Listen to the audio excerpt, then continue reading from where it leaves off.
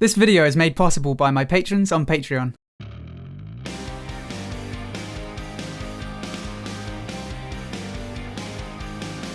Hello everyone, my name is Ziamaro and welcome to Battlerite Sage. So let's talk about Ulric. This guy is way cooler than I thought he was going to be. The very first thing that I noticed about him is just how much his Battlerite choices set off his playstyle, and I'll talk about that a little more later on. So, here are my first thoughts on Ulric. I mean, straight off the bat, a second melee support is great news, and you'll have to forgive the background footage. Melee is not really my thing in any game. I don't know why, I've just always been either a healer or a caster when I have the choice. That being said, I really like the general flow of Ulric. He has a very unique playstyle that is really distinct from Sirius. First off, let's take a look at his abilities. A lot of Ulric's defensive and offensive abilities kind of merge in some ways. His dash in particular is an integral part of both his defensive and offensive kit. When you grant favor to an ally with your dash, the dash cooldown resets and it recharges your mouse 1. This allows for some very quick dash in, smash and get out again tactics. Everything about Ulric feels way more bursty than I expected it to be. With the correct Battlerites, he can do some huge AoE burst with his left click. And he even does some great range damage with Smite. In fact, I've noticed that the bulk of his sustained damage comes from Smite, which is interesting. He's a melee champion, but he can get some very respectable range damage out too. As I've already said, the lines are blurred between his offensive and defensive abilities. His R and Q also have this quality. Not only does his Q shield protect him and his team, it also sends back blinding projectiles, which are honestly, this ability is insane. The only downside is that the projectiles are counterable, so you're going to have to be really careful to cancel cast it or at least point the other way if the enemy has a counter or a reflect or something. His R ability, Condemn, is an excellent CC ability. It takes someone completely out of the fight for 1.8 seconds. They can't be healed and you literally just can't interact with them while they're up there. And with the Battlerite Vindicator, it can reset your space as well, which means even more space resets for Ulric. Oh, and it's also an iframe when you cast it, so it's a very strong ability. When I read the description of his EX space, I thought it sounded pretty lackluster. From the description, it sounds like it's exactly the same as the regular space, but with a fading snare on enemies. And it just goes to show, don't base your opinion on a description. This thing goes so far.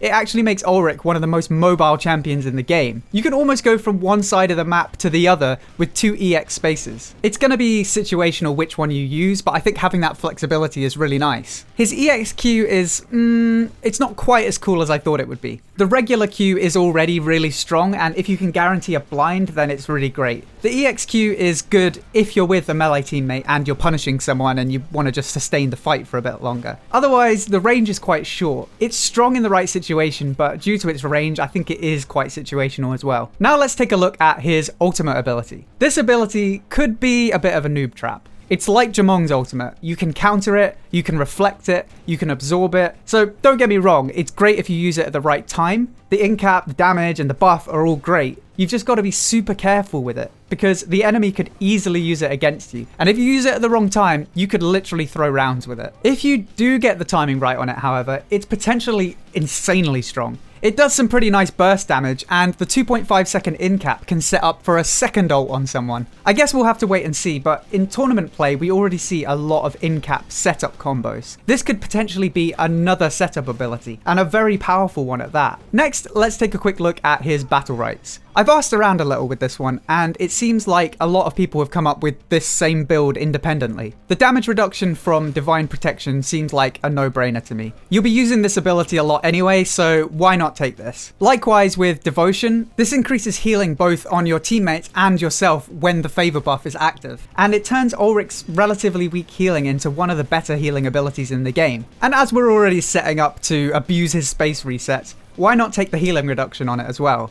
33% reduced healing for 3 seconds will be great for burst windows. His mouse 1 charge is very strong, and when you add cleave to that, it makes it an AoE stun and it deals full damage to everyone nearby. Again, this seems like a no-brainer for 3v3, especially when people are clumped up or they're near the orb. It could be good for 2v2 as well, but it will probably depend on the comp you're against a little more. And finally, I've taken Vindicator to reduce the cooldown on his R. I've already mentioned that the R is very strong, but the fact that this right resets your space as well, this means you can space more aggressively and still get out. There are a bunch of other good rights, like some of the smite battle rights could be good if you want to play further back and stay safe, but the rights I've mentioned are what I'm running with at the moment, and it sounds like a lot of other people are liking this build too. Definitely don't take my word as gospel. This dude is still really new and there's plenty of room to experiment still. In any case, Ulric seems really great, but I have to be honest, it feels like he needs to be with a melee teammate even more than Sirius does. In particular, I think Bako and Thorn would be a good match for him.